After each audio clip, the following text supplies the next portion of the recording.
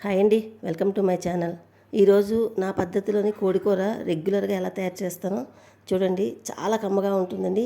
అతి తక్కువ స్పైసీస్ తోటి ఉంటుంది. నార్మల్గా మనం ఏ కూరని చూస్తే ఎర్రగా ఉంటుంది కదండి. అలాగా ఎర్రగా ఎరుపు రంగు లేకుండా అతి తక్కువ మసాలాలతోటి కమ్మని కోడికూర నా పద్ధతిలో ఎలాగో చూడండి.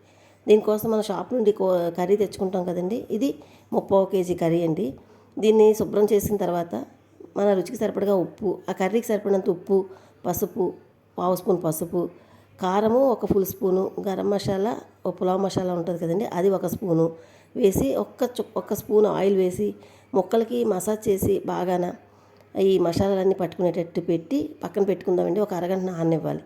అరగంట తర్వాత మనం ఎందులో కర్రీ వండుకోవాలో ఆ ప్యాన్ పెట్టుకోవాలండి. నేను థిక్గా ఉండే ప్యాన్ పెట్టుకున్నాను. ఇందులో నేను ఎక్కువ చికెన్ కర్రీ చేస్తాను.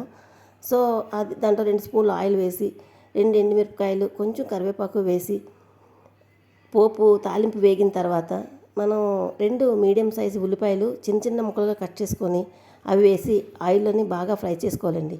అవి ఎంతవరకు వేగాలంటే గోల్డెన్ బ్రౌన్ పూర్తిగా రానక్కర్లేదు. ఒక 50%, 60% వేగిన తర్వాత అదే ఆయిల్లోని ఒక స్పూను అల్లం వెల్లుల్లి పేస్టు వేసి నెక్స్ట్ 2 ఉల్లిపాయలు పేస్ట్ చేసుకోవాలండి. అది కూడా వేసుకొని చక్కగా వేయించుకోవాలండి. అవన్నీ మంటను తక్కువలో పెట్టుకొని వేగడానికి ఒక 10 నిమిషాలు పడుతుంది. అలా వేగిన తర్వాత మనం నానబెట్టుకున్నాం కదండి, ఉప్పు, పసుపు, గరం మసాలా, కారము వేసి ఆ చికెన్ అందులో వేసి చక్కగా మసాలా అంతా పట్టుకునేటట్టు చికెన్ని బాగా కలుపుకోవాలండి. కలిపి మూత పెట్టి మధ్య మధ్యలో 2 నిమిషాలకు ఒకసారి మూత తీసి చికెను బాగా కలుపుకొని వేయించుకోవాలండి. నిజంగా చెప్తున్నాను, చాలా తక్కువ స్పైసీస్ తోటి చిన్నపిల్లలు కూడా తినేటంత కమ్మగా ఉండే ఈ చికెన్ కూర ఒకసారి ట్రై చేసి చూడండి. మీకు ఖచ్చితంగా నచ్చుతుంది. ఇది రైస్, రోటీ, చపాతీ దేంట్లోకైనా సూపర్గా ఉంటుందండి.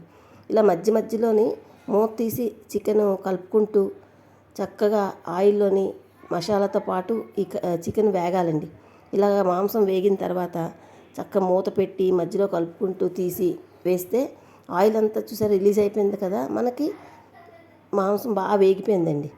ఎంత బాగా వేగింది అంటే మనకి ఒక 80% కుక్ అయిపోద్దండి. చూసారా, ఇలా కుక్ అయిపోద్దండి.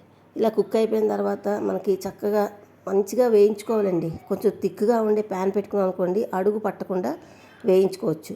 అలా వేగిన చికెన్లోకి కొంచెం కరివేపాకు వేసి, కొత్తిమీర కన్నా కరివేపాకు ఫ్లేవరు ఈ కర్రీకి చాలా బాగుంటుంది. పైగా కొత్తిమీర ఇప్పుడైతే ఎక్కువ వాడుతున్నాం కదండి. మేము మొదట్లోని చికెన్ కర్రీలు కానీ ఏ కూరలో కన్నా కొత్తిమీర చాలా తక్కువ వాడేవాళ్ళం. అప్పుడు కొత్తిమీర తక్కువ, ఎప్పుడో సీజన్లో మాత్రమే దొరికేది. ఇప్పుడు ఇలా కరివేపాకు వేసుకొని కొంచెం ఒక 100 ml వరకు వాటర్ పోసుకొని చక్కగా ఈ వాటర్ అంతా ఈ చికెను కలిసినట్టు ఈ గొజ్జు బాగా వస్తుందండి. మనకి చాలా కమ్మగా ఉంటుంది. ఇప్పుడు ఇలా తయారైపోయి ఇలా కలుపుకున్నాం కదా, వాటర్ పోసుకున్న తర్వాత దీన్ని మూత పెట్టేద్దాం. మూత పెట్టి ఒక 10 నిమిషాలు కుక్ అయ్యేసరికి ఇలా రెడీ అవుద్దండి. అంతేనండి, ఎంతో కమ్మగా ఉంటుంది. ఇప్పుడు చూసుకోండి, కావాలి చికెను ఎంత బాగా ఉడికిపోయిందో చూసారా. చక్కగా నోట్లో పెడితే కరిగిపోయినట్టుగా ఉంటుంది చికెన్ పీస్ అయితే. అంత సాఫ్ట్గా కుక్ అవుద్దండి. ఓకేనండి, ఇలా కుక్ చేసుకున్నది మనం స్టవ్ ఆఫ్ చేసుకొని డిష్ అవుట్ చేసుకొని వేడివేడిగా సర్వ్ చేసుకోండి. చపాతీ, రైస్, ప్లెయిన్ పులావులు ఏటిలోకైనా చాలా బాగుంటుంది. మీరు చికెన్ కర్రీ చాలాసార్లు చాలా రకాలుగా తయారు చేసి ఉంటారు కదండి. ఈ స్టైల్లో ఒక్కసారి తయారు చేసి చూడండి. మీకు ఎలా అనిపించింది నా చికెన్ కర్రీ వీడియో? నచ్చితే ఒక లైక్ చేయండి. థ్యాంక్